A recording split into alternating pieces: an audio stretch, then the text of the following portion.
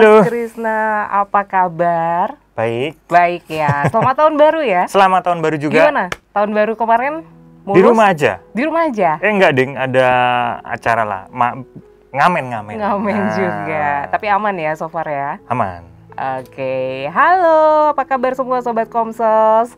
Selamat datang di Ngobras ya. Dan tamu kita kali ini sudah terlihat tadi sudah menunjukkan kebolehannya. Mas Krisna, Antonius Krisna Adityo. Seorang pianis ya. Iya, dibilang gitu boleh lah. Kok kayak nggak percaya diri gitu, Mas? Oke, Mas Krisna, boleh dong cerita dikit gitu tentang gimana ceritanya. Itu nyaman di situ atau mau di sini boleh pindah? Sini aja ya? Iya, boleh. Biar lebih jelas ya. Iya. Udah lama Mas main piano ini? Kalau main piano sih dari umur 4 tahun. Dari 4 tahun. Itu belajar sendiri atau dilesin? Dulu belajar sendiri sih. Belajar sendiri 4 tahun? Jadi dulu di rumah itu kebetulan ada piano tua kan. Terus main-main aja gitu. Apa Mas yang bikin Mas Krisna memutuskan buat wah suka nih sama piano nih? Nggak ada, sebenarnya dulu tuh sebenarnya paksaan sih. Siapa yang maksa tuh? Karena kayak keluarga gitu kan, eyang itu dia apa ya, kayak tentara lah. Tentara. Nah, pengen cucu-cucunya tuh bisa main musik.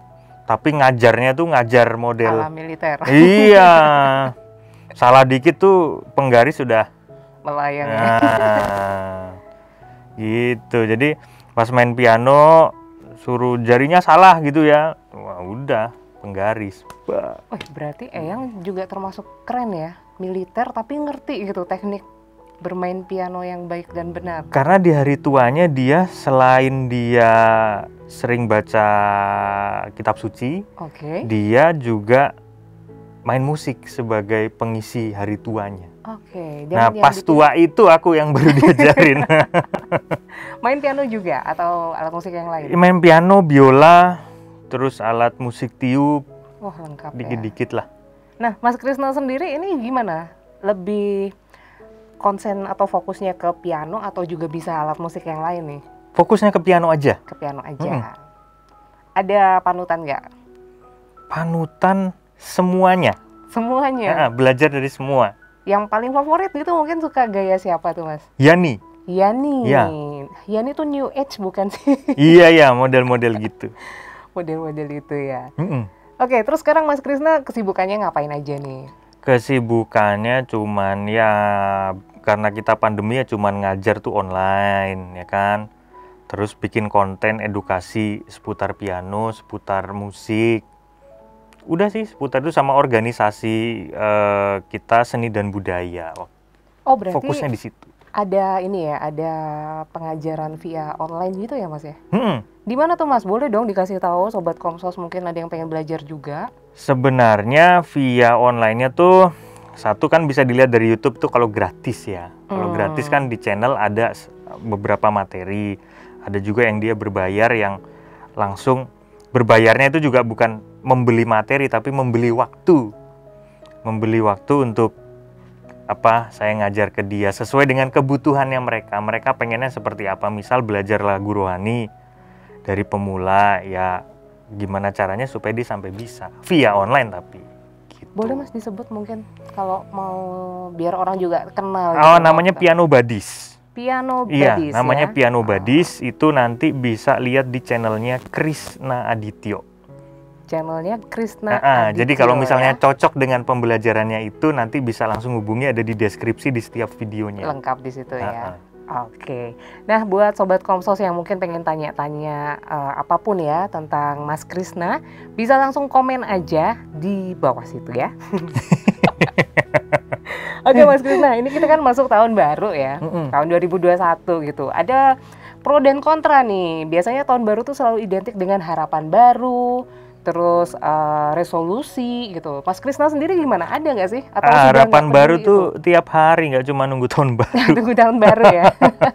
Tapi mungkin ada mimpi gitu yang pengen diwujudkan. Mimpi di tahun 2021 ini aku pengen lebih mengimplementasikan musik untuk kesehatan. Oh, gimana tuh Mas maksudnya? Jadi di akhir tahun 2020 kemarin aku lagi nyusun satu album relaxing musik piano yang kita yang benar-benar langsung bisa diserap semua orang ya untuk metode healing, terapi, misalnya meditasi, gitu-gitu loh.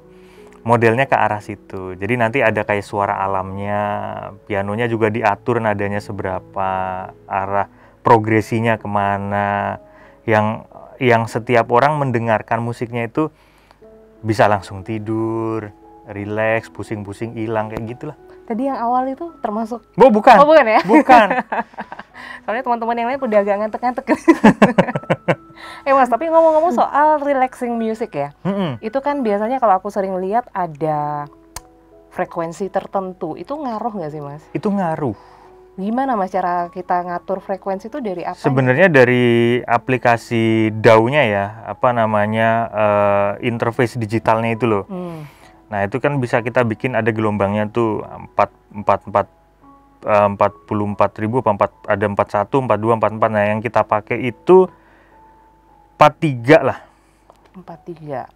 Tapi sebenarnya itu nggak terlalu ini ya, nggak terlalu berimpact gitu.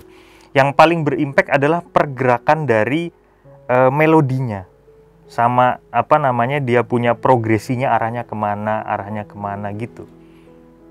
Oke, itu Mas Krisna sendiri atau dibantu beberapa temen gitu? Maksudnya sendiri. Alat instrumennya cuman sendiri. piano ya?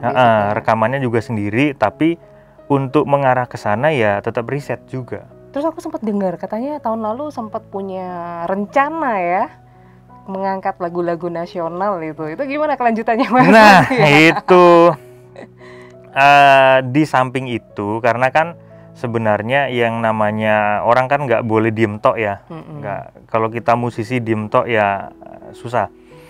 Pengennya tuh ada jalan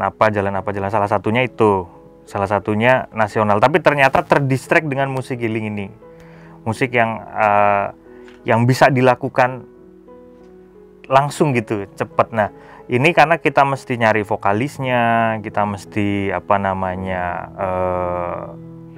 yang kira-kira seideologi gitu loh. Soalnya tiap aku nawarin beberapa temen-temen gitu, kok lagunya lagu nasional sih, bukan lagu-lagu komersil kayak lagu cinta-cinta gitu. Nah kalau ditanya gitu ya aku jawabnya gimana, selera sih sebenarnya. Oke Mas Krisna, ini kan aku kenal Mas Krisna juga udah lumayan lama ya, 3 tahunan ya? Iya 3 tahunan ya. Dan buat aku pribadi, Mas Krisna itu adalah seorang sosok yang cukup menginspirasi sekali. Talentanya banyak, terus apa ya, pokoknya bikin orang yang lihat itu jadi tertarik gitu untuk mungkin pengen belajar piano. Ya soalnya main piano, iya. Kalau diem doang mah nggak tertarik. Karena beda kan ya, Mas Krisna yang tanpa piano dan pakai piano tuh beda banget soalnya emang. Nah, ini kan mohon maaf sebelumnya Mas ya, Mas Krisna itu kan ada sedikit kondisi spesial ya gitu ya. Ya special need lah ya. Oke, special need ya, itu lower vision ya Mas ya? Low vision. Low vision, itu gimana Mas sebenarnya? Gimana dulunya ceritanya, gitu? Kok bisa jadi, kayak gitu? Ini di samping banyak orang difabel lain ya, yang dia bisa berprestasi di musik ya. Ada yang memang dia tunanetra total. Jadi saya ini masih dianugerahi sebenarnya sedikit penglihatan. Nah dari kecil dulu, bayi itu, ini kata orang tua ya. Jadi aku menceritakan apa yang diceritakan orang tua. Pas bayi itu mata itu tiba-tiba abu-abu lah. Kayak mata kosong gitu loh, mata yang udah abu-abu karena sakit panas waktu itu. Seling beberapa jam itu kemudian dibawa ke rumah sakit kan, terus vonis ya nama dokter tuh. Dibilang sama dokter kalau itu namanya penyakit glaukoma, penyakit genetika pada waktu itu. Terus ya mengalami ya pertumbuhan kan. Terus ya pengobatan seadanya, ya operasi juga seadanya. Ini juga udah 6 kali operasi kan. Tapi yang berhasil itu sebenarnya hanya 2. Berhasil itu bukan berarti dia terus bisa lihat, bukan. Tapi berhasil sedikit membuka peluang untuk lebih terang cahaya bisa masuk gitu loh. Karena itu kan ada ditusuk-tusuk gitu apanya tuh. Nah, sekarang udah nggak bisa operasi lagi karena sudah habis. Dia punya lokasinya itu udah habis. Nah, untuk bab musiknya itu dari kecil disamakan seperti orang normal. Walaupun nggak bisa lihat partitur, ya ada yang bacain. Ini gimana, terus penjariannya seperti apa. Tapi untuk cara si guru mentreatment aku ini sama dengan yang lain, bukan karena spesial nih terus dispesialkan, enggak, sama, tetap dimarah-marahin, di sablek juga sama gitu. Tapi baru sadar tentang musik ini itu pas SMA kelas 3 lah, jelang-jelang kuliah.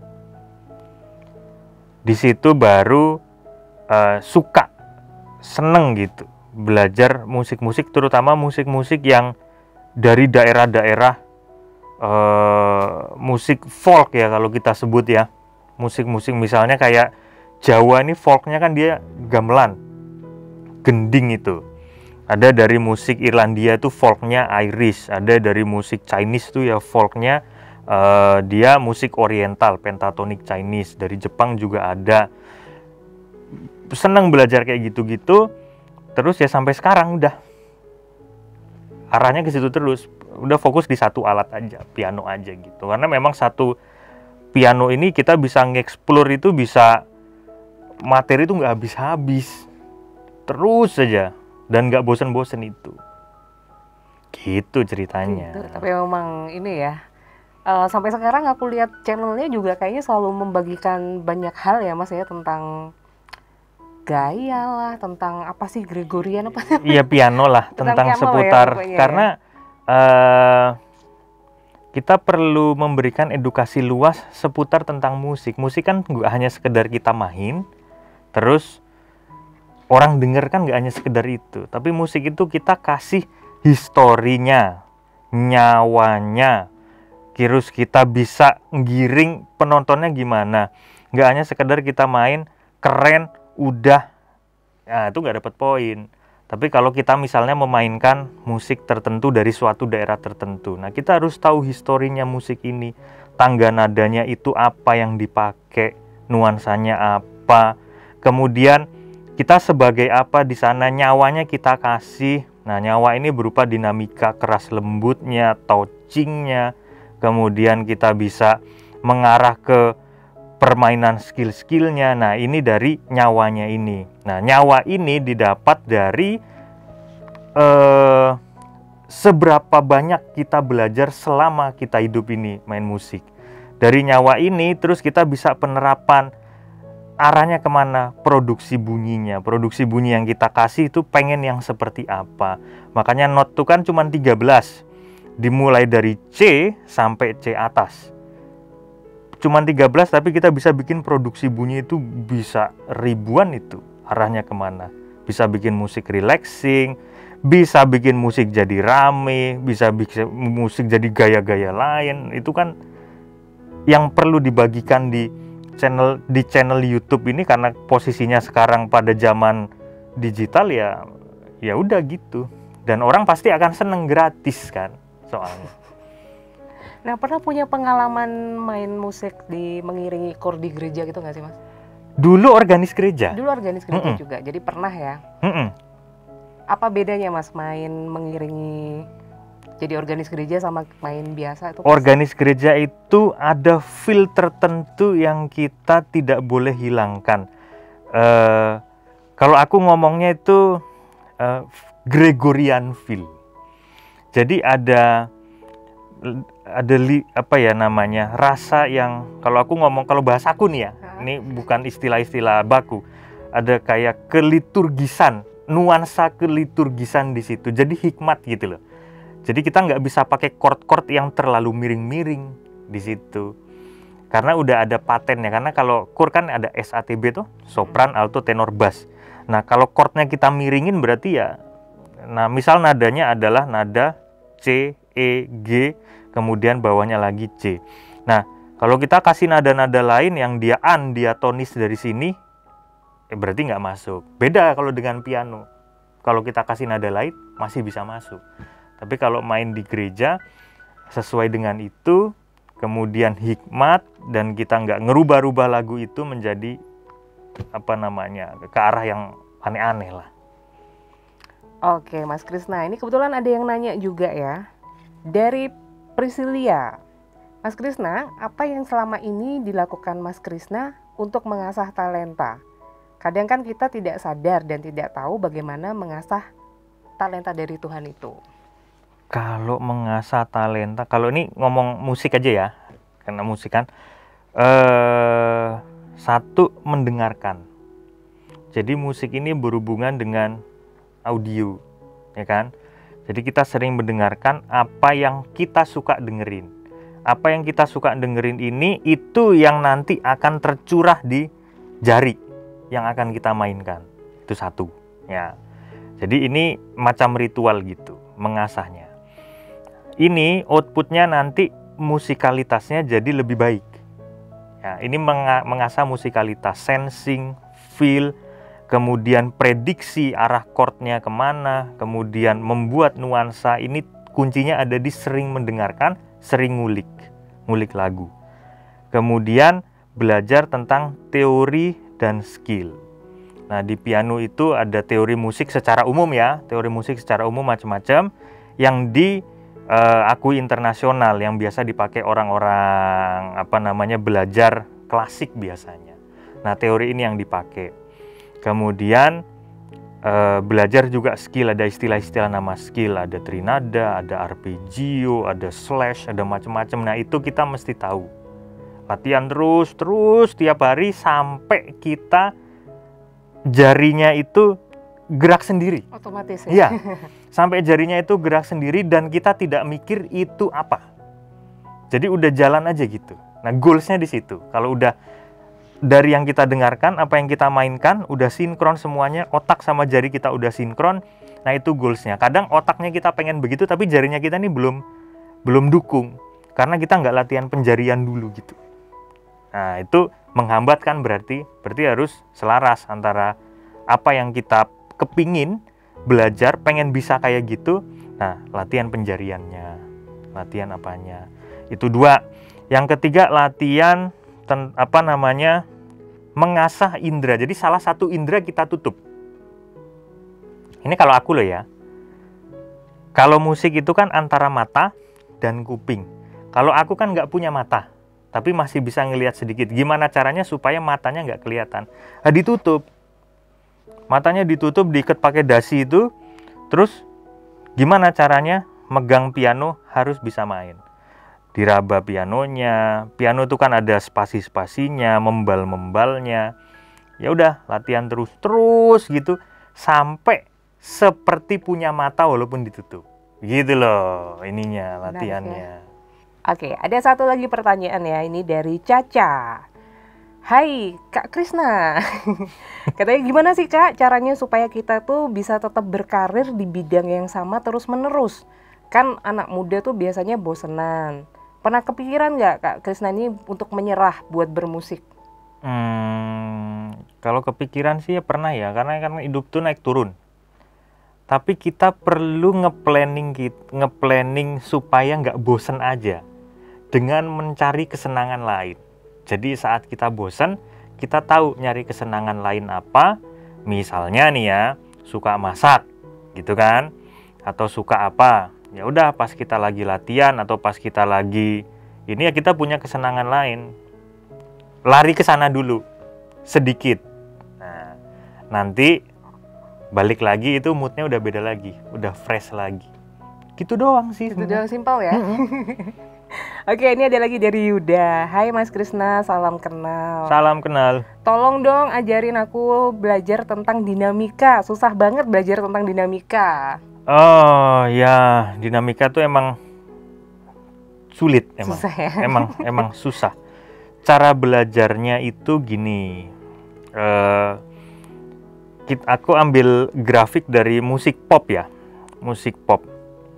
Jadi kalau kita main musik pop, lagu-lagu komersil lah, biasa gitu, itu dia ada bait satu, kalau orang-orang musisi nyebutnya song ya, song, verse. Nah, kalau aku nyebutnya frase ya, verse 1, verse 2, verse 3 kan gitu kan.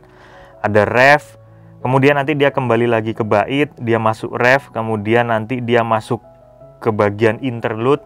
Nah, di bagian interlude-nya ini kemudian nanti ada bridge, baru ending gitu kan. Nah, musik pop itu dia punya grafik, dia naik. Dari bait 1 dia flat dulu, kemudian naik sampai interlude dia naik, kemudian dia klimaks di bagian itu.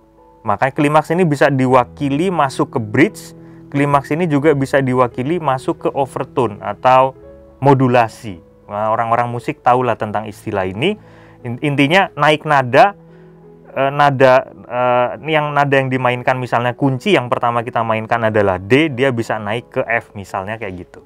Nah, dari situ kemudian langsung masuk ke anti klimaks. Ini teori dari dinamika. Ini teori tok loh ya. Nah, tapi kalau ngomongin tentang dinamika pertouchingan, jadi kalau piano itu kan ada touching, gimana cara kasih kita rasanya ke sana. Nah, aku nggak bisa explanation, karena ini gaya dari setiap masing-masing gitu. Berarti setiap lagu tuh pasti punya, bukan setiap lagu, setiap genre ya, itu ada stylenya ya Mas? Atau pattern? Setiap lagu, bener tadi malah. Setiap lagu, genre pop, lagu A, lagu B, lagu C, lagu D, itu cara mainnya beda-beda. Walaupun dia punya tekniknya sama, tapi rasanya beda. Sama kayak kita nyanyi lirik 1 lagu A, lirik berikutnya kita lagu B. Itu penjiwaannya kan beda toh. Sama dengan kita main piano. Piano ini lebih susah karena kita nggak mengeluarkan verbal di situ. Mulutnya kita nggak ngomong apa-apa. Yang kita bikin adalah nada yang kita kasih. Gimana caranya orang itu bisa meresapi apa yang kita mainkan. Oh, ini lagunya sedih. Kok denger melodi ini jadi keinget apa gitu. Kok kita dengerin melodi ini jadi asik, jadi nyaman. Nah, itu tuh kuncinya di situ. Tapi memang benar ya Mas, kalau misalnya lagu standar, aku nggak tahu istilahnya apa, tapi kalau dibawakan dengan nada minor ya, itu bisa berubah jadi sedih gitu ya Mas ya? Nggak juga. Oh, nggak juga? Minor itu bisa juga romantis. Oke. Nah, jadi mitos antara lagu minor itu lebih sedih, itu sebenarnya bohong. Mitos beneran Iya. ya? Karena minor itu kita bisa lari ke lagu romantis. Lagu romantis yang nggak sedih itu juga bisa. Lah sekarang lagu mayor aja lagu sedih kok. Iya juga. Iya loh. Kalau Mas Krisna sendiri sebenarnya ada genre favorit nggak sih? Atau semua hajar gitu? Kalau secara pembelajaran semua harus suka. Tapi kalau suruh milih salah satu mana yang paling suka, aku suka genre musik Celtic. Musik Celtic. Irish. Ya. Oh iya, kita pernah cerita waktu itu ya. Iya. Celtic. Itu dari kecil aku suka musik itu. Apa Mas yang menarik dari musik Celtic itu? Mendamaikan. Mendamaikan. Apa, tiupan flute-nya, kemudian pergerakannya. Kadang kalau semangat musik itu tuh dari zaman era dari Eropa kuno lah musik ini tuh. Kalau ada sejarah, kalau teman-teman bisa baca sejarah ada di Wikipedia tuh. Nah, musik ini tuh udah musik kuno, kemudian dia perkembangan sesuai dengan instrumen-instrumennya mereka lah ya. Tapi sekarang kenapa aku bisa aplikasikan di piano? Bukan bisa diaplikasikan, mencoba aplikasikan di piano. Karena piano itu di musik Irishnya ini nggak ada piano, adanya kayak misalnya Ililian pipe kayak gitu, gitar ada banjo, ada musik geseknya. Piano tuh nggak ada di situ. Nah, aku pengen gimana sih bikin alunan musik itu pakai piano. Nah, coba-coba, akhirnya seneng gitu. Ada pengalaman menarik nggak Mas yang paling nggak bisa dilupain selama dalam sejarah bermusik Mas Krisna nih? Apa ya? Sebenarnya pengalaman menarik nggak ada sih. Soalnya setiap main musik itu menarik. Selalu menarik gitu.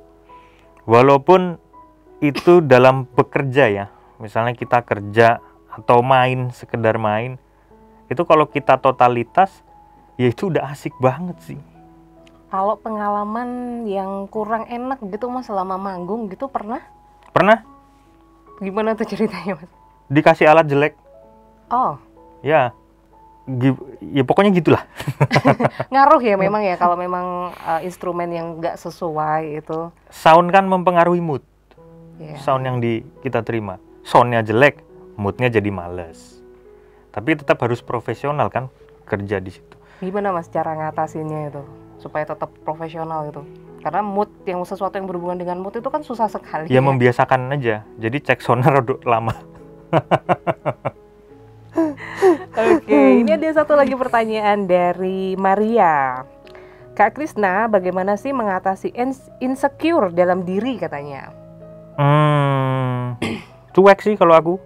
Cuek ya? Bodoh amat, mau bilang orang main jelek, mau bilang orang main bagus, yang penting belajar terus. Nah, ada yang susah nggak sih Mas selama bermusik? Hal yang paling susah itu belajar apa sebenarnya? Hal yang paling susah itu belajar rasa. Rasa. Ya, rasa. Banyak orang, ya nggak cuman orang ya, karena aku ini murid lah, aku ininya di murid aja. Banyak bilang belajar rasa susah, karena setiap orang dia beda-beda kan. Rasa caranya dia, apa yang dia dengerin, musik yang sering dia dengerin, kemudian yang dia sentuh, alat yang dia pakai, kesehariannya dia, itu udah susah banget sih. Mau diteoriin juga bingung rasa itu. Cuma jam terbang yang bisa main, yang bisa ngelatih itu. Sampai sekarang udah berapa murid nih Mas? Ada banyak banget ya ini. Lumayan banyak ya, aku nggak ngitung. Itu online dan offline ya? Kalau setahun ini online, offline off semua. Oke. Terus kemarin juga sempat dengar katanya sempat kerjasama atau diminta salah satu brand piano terkenal dari Jepang ya untuk ngetes pianonya, itu bener? Oh iya, itu sebenarnya ya aku suka banget dengan brand itu gitu Iya, loh. itu brand mewah. Iya. Boleh disebut ya sih? Oh jangan lah, Jangan ya? jangan. Aku seneng banget memang dengan brand itu. Bukan karena kualitasnya ya, tapi karena suara yang dihasilkan. Walaupun ya tiap brand beda-beda lah ya, tapi ini dia punya karakter dari brand itu gitu yang tidak bisa disamakan dengan yang lain. Gitu sih. Itu gimana ceritanya Mas kok bisa disuruh nyoba gitu? Ya waktu itu lagi ngevlog di sana, terus aku nyeletuk aja. Aku pengen nge-review itu boleh nggak? Gue bilang gitu kan. Coba tak tanya dulu boleh apa enggak? Ternyata boleh. Gue seneng banget. Megang itu terus, loh, wah ini selama ini aku baru ada piano Eropa, ada piano Jepang. Piano Jepang itu ada yang seindah ini gitu loh suaranya. Jadi ya kesengsem ke situ. Semoga bisa punya sendiri dalam waktu dekat ya. Amin. Dibantu doain ya Sobat Komsos. Terus ini aku juga sempat denger lagi katanya tahun ini awal tahun ini udah akan ada beberapa konser ya. Salah satunya udah sempat minggu lalu ya katanya. Minggu lalu kemarin ada konser amal ya, cuman aku karena hanya bantu-bantu aja, hanya ngisi-ngisi aja kalau misalnya ada kurang pemain ya, supaya yang lain bisa kedapatan lah. Besok itu rencananya kita juga masih mengkonsep untuk mengadakan itu kalau memang tidak ada peraturan yang berubah ya dari pemerintah seputar tentang protokol COVID.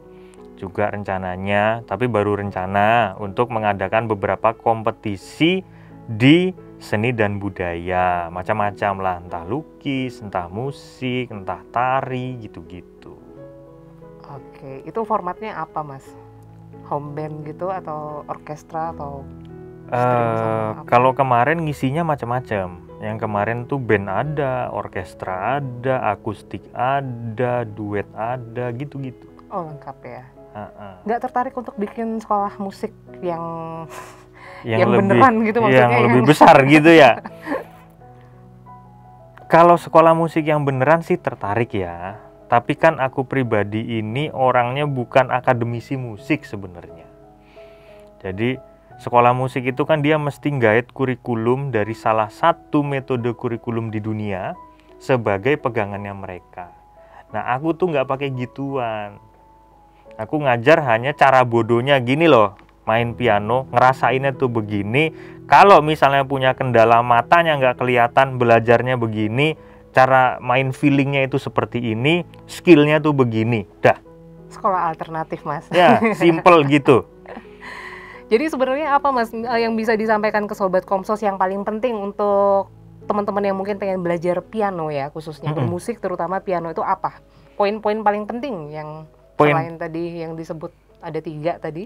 Poin-poin yang paling penting, 1, alatnya ada. Alatnya ada. Iya. Yang kedua, main alat musik itu bukan tekanan. Bukan sebagai ngelihat piano aja udah, aduh, stres, sana, sini. Hatinya belum di situ berarti, kalau kayak begitu. Kalau dia udah nyaman, alatnya ada, dia nyaman, mau belajar apapun, dia masuk. Udah, 3 ini aja intinya. Yang ketiga adalah materi. Alat, kenyamanan, materi. Dah. Oke, baik Mas Krisna, terima kasih sekali sudah meluangkan waktunya ya buat mampir di Ngobras, ngobrol santai bareng Komsos, Keuskupan Agung Semarang. Dan sukses terus. Ada yang mau disampaikan mungkin buat teman-teman? Apa ya? Ya kalau mungkin begini, kalau misalnya teman-teman udah suka dengan apapun alat musiknya dan teman-teman memang fokus di situ, nggak usah mikir dulu yang namanya mencari dari situ, mencari pundi-pundi dari situ. Tapi latihan dulu sampai bener, nanti dia datang sendiri. Hasilnya dari situ dia datang sendiri. Ya gitu aja sih. Oke. Nah, buat Sobat Komsos, kalau pengen tanya-tanya lagi lebih jauh sama Mas Krisna, bisa langsung datang aja ke Instagramnya Mas Krisna atau channel YouTube-nya ya, nanti ada di bawah. Oke, kalau gitu saya Natali, Krisna Adityo, pamit undur diri, selamat ketemu lagi. Ketemu lagi.